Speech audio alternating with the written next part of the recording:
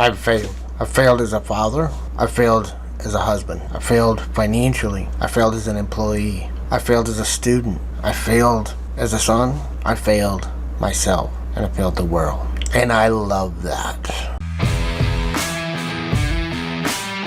Welcome to my channel. My name is James, and I help people create a transformation in their life and overcome their own failures. I spent most of my life living a life of failure. I failed as a father, I failed as a son, I failed as a coach. I failed in almost everything I tried to do in my life, and I've learned to love that about myself. I've learned to overcome that. When I was in school, I barely graduated high school. I didn't know until graduation day if I was actually going to walk across the stage because my grades were so low. It was coming down to the final exams on whether or not there were some other classes I was going to pass or not. And it's okay. I'm at peace with that. I failed as a college student. I went to college and I had three choices. I went for my first year. Second year came around. I could either pay my tuition, put a roof over my head, or take out student loans. I chose to put a roof over my head and not take out student loans. So I dropped out of school. I failed at being a college student. I failed at many jobs. I've failed to keep a job more than 2 or 3 years. I think the longest job I had was 6 years when I worked in a prison. And that was more staying stuck in a job that I hated because I was starting to make these transformations and changes in my life that we talk about. And I failed at business. I failed as a content creator. I failed at so many of the things that I've tried to do in my life. And I'm okay with that. I found a way to love myself through that, and I've been able to create a transformation in my belief about success and failure, and that's what I want to talk to you about today. See, over the last 20-something years, I've started really studying and trying to achieve life. I was trying to create the life of achievement because that was what all the personal development and all the personal growth stuff that I studied said to do. We had to achieve something. We had to make something of ourselves. We had to have goals and clear direction and make things work out. But it was all about trying to fit in with a world that I didn't fit into a belief system that I didn't believe in, and that wasn't right for me.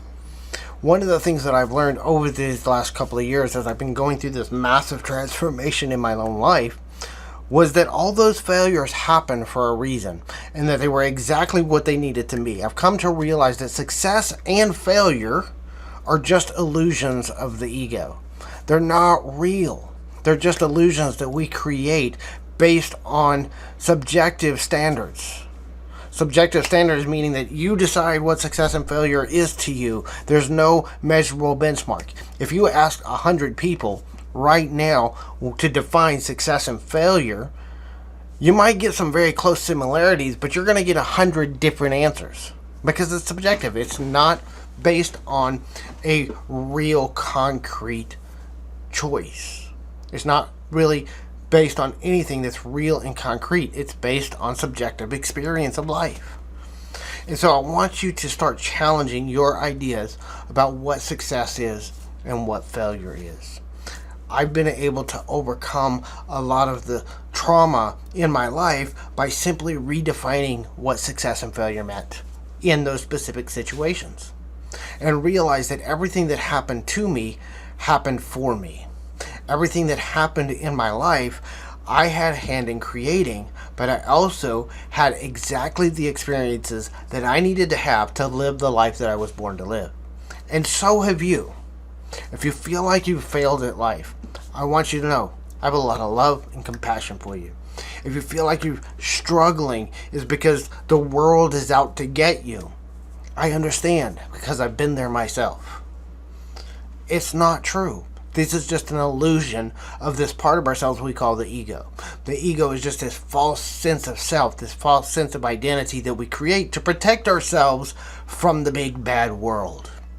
But unfortunately, sometimes that ego does actually more to sabotage our ability to create the life that we want than it does to help us to create the life that we want.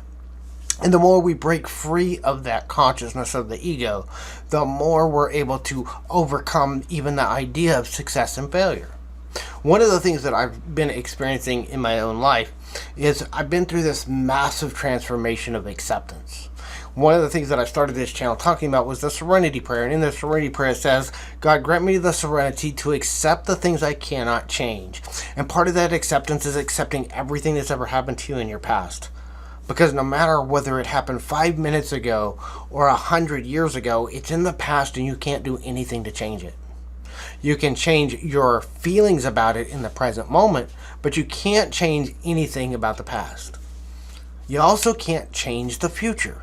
The future is subjective and it's imaginary. Now you can imagine things in the future, and we do this every day. If you ever think about people that say, oh, you can't create the future that you want by imagining it, how many people sit around and worry and worry and worry about potential things happening in the future and then see those things realized in their lives?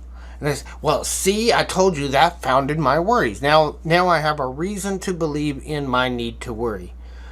But the reality is, the reason why those things showed up in your life is because your focus and attention was on those things you were worried about.